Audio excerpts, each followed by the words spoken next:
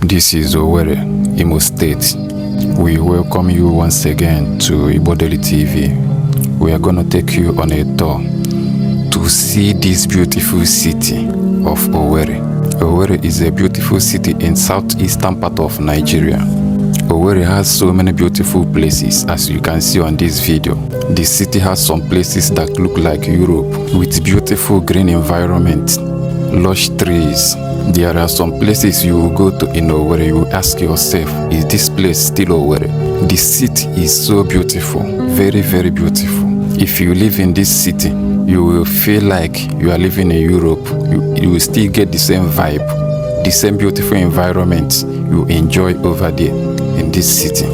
In this particular area we are now, this environment, they have so many beautiful estates that are of world class, but they don't allow people to enter into the estate to film. You can't even enter into the estate if you are not living there, because most of those places are where politicians live, where ex-governors live. Almost all the politicians have properties there. If you enter into most of these estates, you cannot differentiate those estates from what you see in Abuja. Almost the same. Very beautiful. Owerri has the most beautiful luxurious estates apart from Abuja and Lagos. Owerri top other cities in Nigeria in terms of beautiful estates, luxurious estates, which you can't find in any other city except Lagos or Abuja.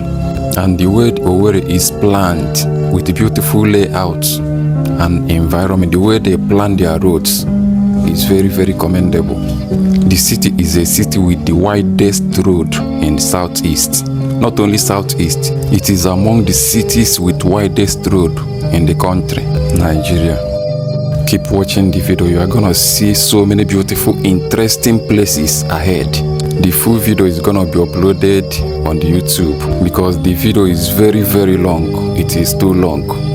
Facebook doesn't allow such lengthy video to be uploaded on this platform. You can go to our YouTube to watch the rest of the video.